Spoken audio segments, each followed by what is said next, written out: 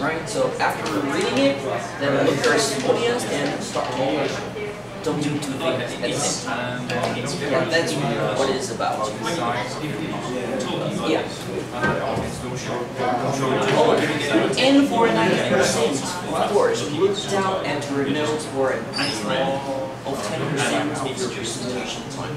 Of course, you can think about it at just like your target, your audience. So talk to your audience by using 90% of your time. So you've got focus. Which means if you really need to check your notes, just use 10% of your energy and your time. Your talk use most of the time, with energy, talking to That's it. Any other questions? No? Great. When you're looking at someone,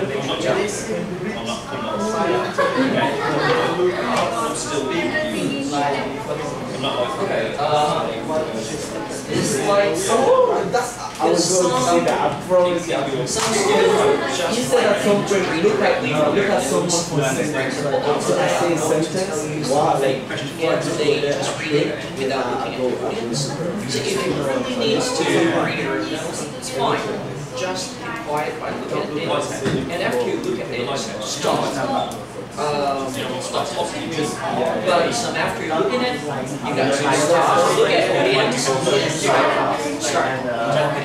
Right. So there's no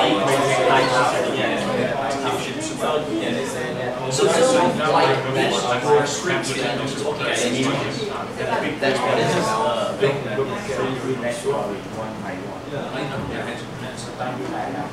Basically, 90% of the time, you need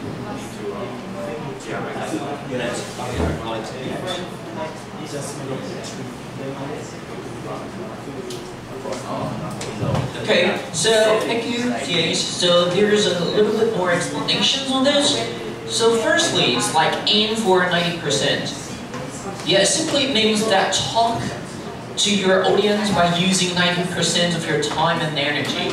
If you really need to check your notes, then just use 10% of time and energy to do this. Okay. Look at someone for a sentence. Of course, yeah, that's simply what it's about. But try to look at different people during your audience. If you keep talking to the same person, that could make them a little bit uncomfortable, right? Okay. And next one, read silently, look up, speak. Yeah, of course, it simply means that that is the mistakes most of students usually make during their presentation. Because if you don't memorize or practice your presentation well, it's highly possible you read your notes all the time, which is not a very good thing. Right, so if you really need to check your notes, then stop for a few seconds. And after you got it, then start to look up again, trying to talking to your audience by using the things you've just read. So don't look at your script or notes and talk at the same time. Get it? Alright. And the next one, hold notes card at chest level. So just hold your notes card at least levels. So don't read the notes card directly in front of your face. Yeah, and don't look like this. Don't look like this. Alright, so at the chest levels will be fine. Next, don't be a lighthouse. What is lighthouse? Alright, Alden? Oh, no. Are you a lighthouse? No, I was just studying at the same time. Okay, but Alden, can you tell me what's a lighthouse like?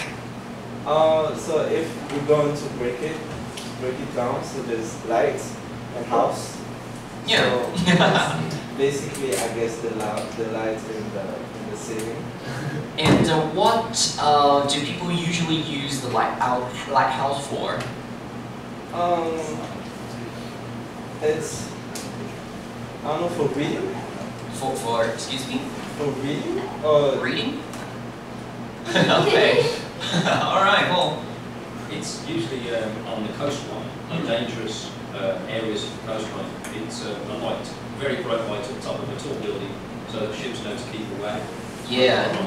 For example, if there is going to be a hurricane or typhoon, yeah, and the weather condition is not very good, then by using the help of lighthouse, the ship can know where the direction is. I completely understand Alvin not knowing because Burkina Faso doesn't have a sea. All right. No, we don't. So they don't have all these houses in Burkina Faso. No. So completely understandable why you would know.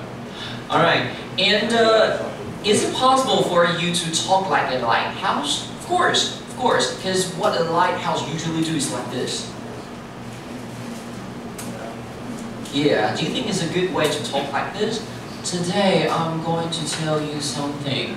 Yeah, I'm like a lighthouse, of course, and you got to know about that. Yeah, say that lighthouse do. So try to avoid that. And think between people, of course. Don't look at ceilings, floors when you're thinking of what you're going to say. Yeah, look at the space between people. Right, okay. So next, let's look at the films between Patrick, Emma, and let's go figuring out what they've done wrong. Making good eye contact is one of the most important presentation techniques. It helps you connect with your audience and helps your audience connect with you. First, let's see some examples of what not to do. Watch Patrick, Emma, and Jason and notice what each speaker is doing wrong. Nick's totally into classical music and he loves playing the piano. Usually 2 or 3 hours a day.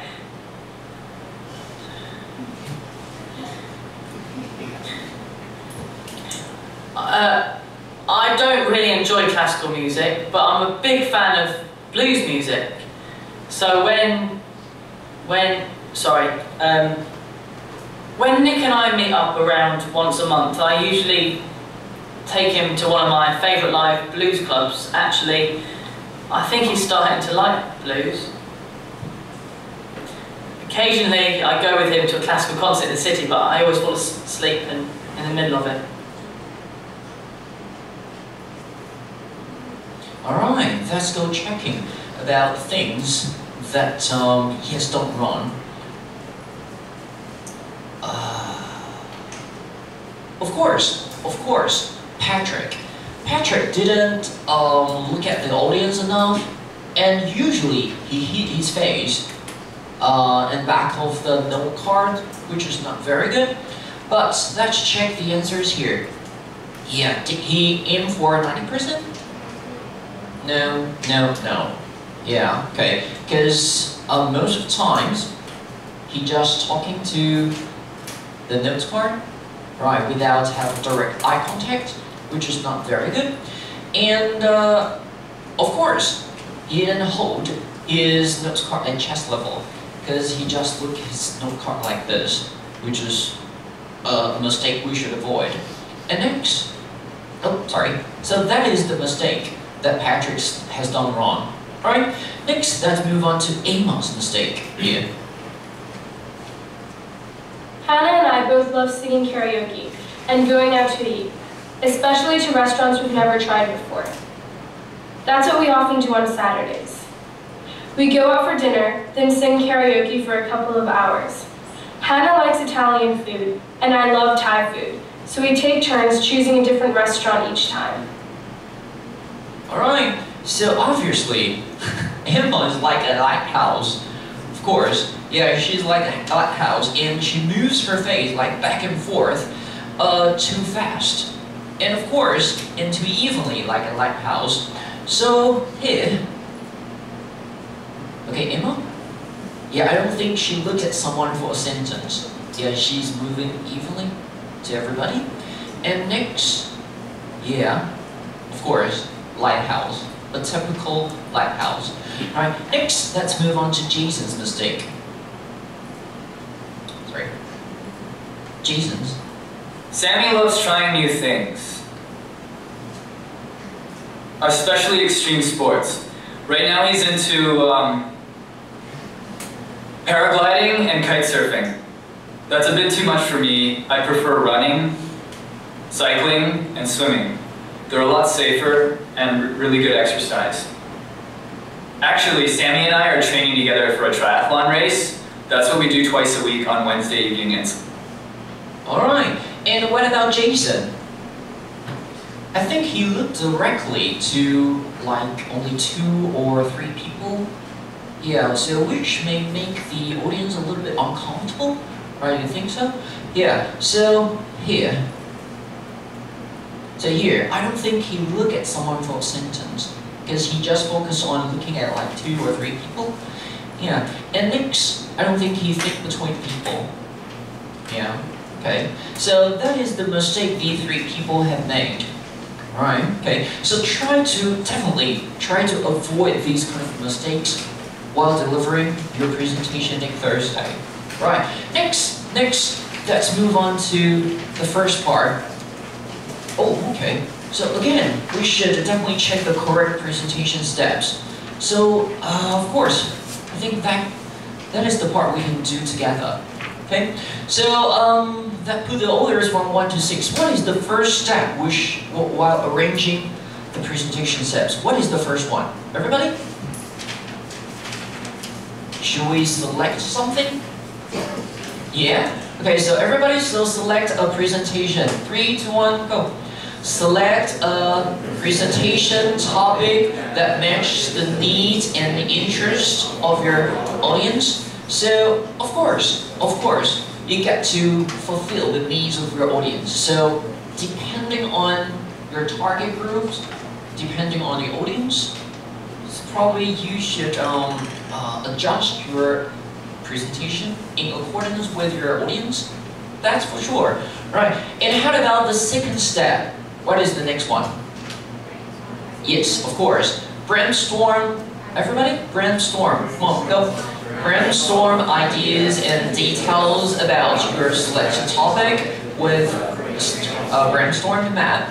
Right, try to think as much as knowledge as much as information as possible. Right, and try to organize it. Right, and which brings the next step. What is the next one? Yeah, of course, organize your supporting topic and details in an outline. Yeah, of course, you got to have an outline first. And with the good structures, which containing introduction, body, and conclusion. And how about the fourth one? The next step? Yeah, of course, we should write something. Yeah, shouldn't we? Yeah, write intention getting opener. Yeah, to begin and memorable closer to end at the presentation. Remember we've talked about getting audience attention. Of course, you get to get your audience attention immediately, and you want to be special. You don't want to be like any other groups, right? You gotta have your own specialty, right? So by using this specialty, you can usually stand out. Yeah, you're different, but in a good way, right? And then how about the fifth step? Should we make note cards or practice presentation? Which comes first? Yeah, of course, make note cards to use when you give your presentation. Of course. Next week's presentation, you are allowed to use note cards, but be sure not to read it all the time. Please, alright? And next, which comes with the final step, which is practice. Everybody, come on, practice your presentation with your note cards and PowerPoint slide, and time it. Of course, you should definitely time it. Because next week's presentation, you're allowed to give like 5 to 8 minutes. So use your time wisely and effectively, right? So next, let's move on to the first part of the presentation, which is introduction. And of course, in this part, in the first steps of the introduction part, of course, firstly you got to greet your audience. Yeah, imagine that. Yeah, if you're just talking directly to your topic, that can be a little bit, I don't know, rude. Yeah, so try to greet your audience first. Yeah, you can calm your nerves down, which is really good things, and to connect your audience. So you can say, okay, so good evening. I'm from group, for example, I'm from group number 5. And today, I'm pleased to represent my groups to talk about 샤워쿠마. Yeah, okay, for example. Right, and after you greet with your audience, try to use an effective opener to make everybody remember you. Right, but what is effective or good openers like? Yeah, of course, here. After you greet your audience, you can use openers as a hook. A hook is something like this. Yeah, try to get your audience attention. Yeah, or to grab their attention. And here's our 6 common ways of openers. And here it is. So what are these 6 types of openers? Number 1 is like a quotation of proverbs. Right, for example, if you're going to talk about health or something about fruit, you can start by using an opener like, hey everybody, have you ever heard about the proverbs, which goes, an apple a day keeps the doctor away. Right? So try to use some props to get your audience attention. Or the second one, a story or a mystery. Yeah, you can use your personal experience, yeah, or use the funny stories from your friends. Yeah, and people love story. So when you talk about, especially your own story, people would like to hear more about that. Right? And the third one is a question. Questions, of course. So you can start your presentation by asking, hey, have you ever thought about that one day the factories might be filled with robots instead of human beings? Yeah, can you imagine that one day the